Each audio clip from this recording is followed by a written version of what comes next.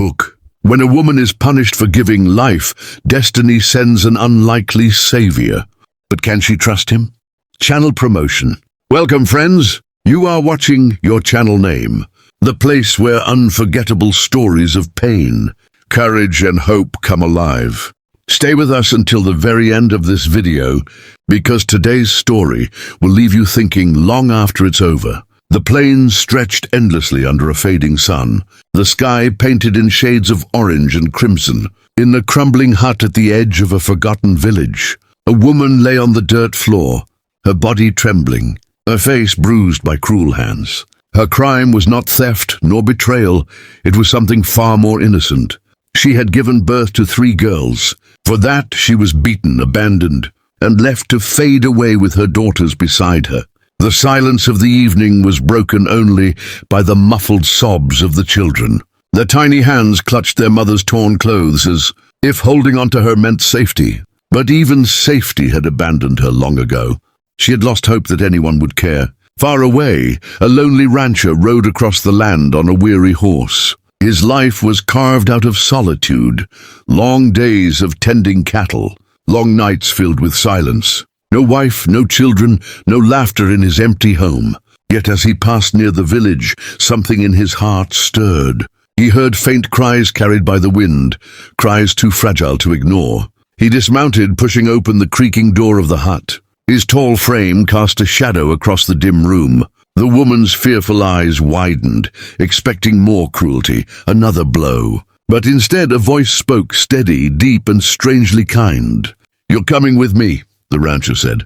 His tone wasn't harsh. It was firm, like a promise. The woman hesitated. Life had taught her that men's words often carried pain. She clutched her daughters closer, her heart pounding. But there was something different in his eyes, a loneliness that mirrored her own.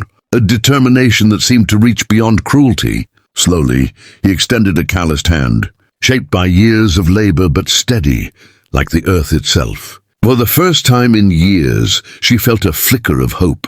With weak, trembling steps, she rose, her children clinging to her. The rancher led them outside. The evening sky broke open with streaks of light, as though the heavens themselves approved of this fragile new beginning. It wasn't love yet nor salvation, but it was the first step toward life again. If this story touched your heart, please don't forget to like, comment, share, and subscribe to your channel name. Your support keeps these stories alive. Welcome, friends. You are still watching your channel name, and the story now takes another turn, filled with struggle, power, and hope. The rancher's horse trotted slowly across the vast land, carrying not just him, but also the woman and her 3 daughters toward his lonely ranch. The night air was cool, the moon hanging like a silver witness to their fragile journey. The woman, holding her children close, sat quietly behind him, her mind torn between fear and a faint whisper of trust. When they reached his land, the silence was overwhelming. Wide fields stretched in every direction, fenced only by weathered wood and the strength of a single man's labor. It was a place far from cruelty, but also far from protection. The woman looked around and whispered, "What will happen to us here?" "The Hukumat doesn't care. They never came when I cried. They never came when they beat me." Her voice cracked, filled with both anger and despair. The rancher dismounted and helped her down gently. "I don't have much," he admitted, his voice deep but calm. "But what I have, I'll share. The Hukumat may ignore the weak, but here, under my roof, no one will lay a hand on you." His words felt heavier than any promise she had ever heard. Her daughters clung to her, their eyes wide as they studied this strange man who had taken them away from pain. Inside the small wooden house, the air smelled of hay, earth, and firewood. It wasn't much, but it was safe. For the first time in years, she sat at a table without fear of being struck. The children nibbled on bread the rancher had saved for them, their laughter breaking the silence like a delicate melody. Still, doubt lingered in her heart. Could safety be real? Could trust be possible? Yet the way the rancher watched her daughters, not with judgment but with a quiet longing for family, made her wonder if destiny had not abandoned her after all. Outside, the land stretched into darkness. But inside that small home, A fragile spark had been lit, a spark of survival, and perhaps the beginning of something greater. Welcome, friends. You are watching Your Channel Name. And now, the story takes us deeper into the woman's struggle and the rancher's silent promise. The morning sun rose gently over the horizon, painting the sky in soft gold. The woman woke on a straw bed inside the small wooden house. For the first time in many years, she had slept without fear of sudden blows or cruel voices. Her daughters were curled up beside her, their breathing calm, their tiny faces finally at peace. Outside, the rancher was already at work. His strong hands pulled water from the well, fed the horses and repaired the old wooden fence. He worked silently, his every movement steady and purposeful.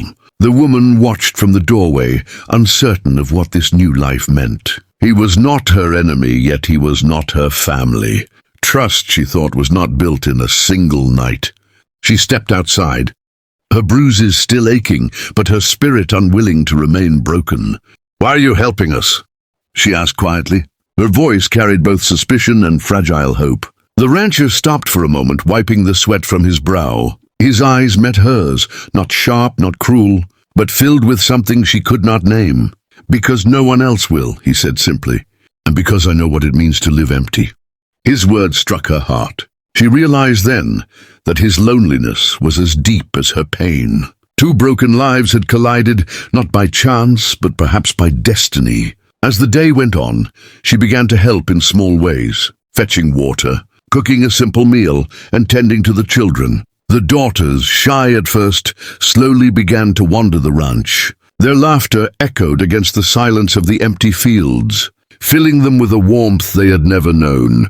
Yet danger still lingered in the shadows. The men who had beaten her, the ones who cast her aside, might come searching. The hukumat would not protect her, she knew that all too well. But when she glanced at the rancher, watching her children play with a rare softness in his eyes, she felt for the first time that she was not entirely powerless. Perhaps here, in this lonely man's home, a broken woman and her daughters could begin again. Welcome, friends. You are watching Your Channel Name. And in this part of the story, the shadows of the past come back to test courage and survival. The days at the ranch slowly found rhythm. The woman, once broken, now moved with purpose. She cooked, tended the animals, and even smiled at times as her daughters ran through the open fields, their laughter chasing away the silence that once haunted the land. The rancher, though still quiet, found his house filled with warmth he had never known. But peace is fragile. And one evening, as the sun melted into the horizon, a trail of dust rose in the distance. The woman's heart froze. She knew that sound, hooves pounding the earth, riders approaching with anger burning in their hearts. The rancher stepped onto the porch, his hand resting on the wooden rail. 3 men rode up, their faces twisted with cruelty, their eyes fixed on the woman hiding behind the door. "There she is," one of them spat, dismounting his horse. "She belongs to us. She shamed us by giving nothing but girls, and she'll pay the price." The woman clutched her daughters, fear surging like fire through her veins. Her bruises seemed to burn again at the memory of their hands. She whispered, "They've come for me." The rancher's jaw tightened. He walked forward, his boots pressing firmly into the dirt. His voice was calm but carried a steel edge. "She's under my roof now. If you want her, you'll have to go through me." The men laughed cruelly. "And who are you to stand against us? The hukumat won't protect her." "No one will." The rancher's eyes narrowed. "Then it's a good thing I'm not the hukumat." His hand rested near the old rifle leaning against the post. Tension thickened the air. The woman's daughters pressed their faces into her dress, trembling. For the first time, she realized the rancher wasn't just giving her shelter, he was willing to fight for her. The men sneered, but something in the rancher's stance made them hesitate. He was just one man, but there was a fire in his eyes that even cruelty feared. The standoff had begun, and the future of the woman and her daughters hung in the balance. Welcome, friends. If this intense scene caught your heart, please like, comment, share, and subscribe to Your Channel Name. Your support gives life to these powerful stories. Soul of kindness. Welcome, friends. You are watching your channel name. And now the story reaches a moment of fire, courage, and destiny. The evening air grew heavy as silence wrapped around the ranch. The three men stood like wolves circling prey, their cruel eyes fixed on the woman trembling inside the doorway. The rancher did not move from the porch. His body was still, his jaw set, his gaze sharp as a blade. One of the men spat on the ground. "Step aside, cowboy.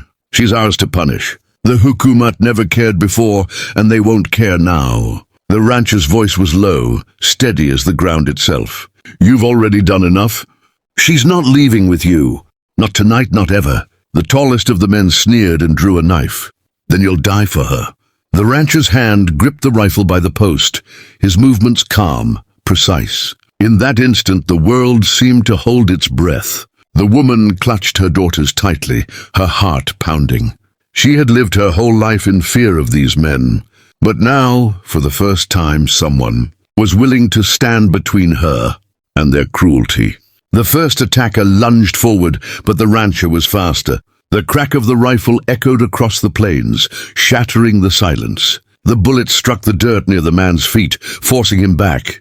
Dust rose into the fading light, and the man stumbled, his confidence faltering. Next time, the rancher growled, "It won't miss." The other two men hesitated. They had expected an easy victory, but the fire in his eyes told a different story. This was not just a man, this was someone who had already lost too much and refused to lose again. "You think you can stand against us?" one of them shouted, though his voice trembled. "You can't fight forever." The rancher's reply was fierce and final. "I don't need forever. I just need tonight." The standoff stretched, every heartbeat like thunder. Finally, the men cursed under their breath, pulling their comrade back toward the horses. Their threat hung heavy in the air as they rode away, promising revenge. The rancher lowered his rifle slowly. Inside the doorway, the woman wept, not out of fear this time, but from a feeling she hadn't known in years, safety. For the first time, she believed she and her daughters might truly survive. Welcome, friends. If this powerful turning point touched your heart, don't forget to like, comment, share, and subscribe to your channel name. Your support helps keep these stories alive. Soul of kindness.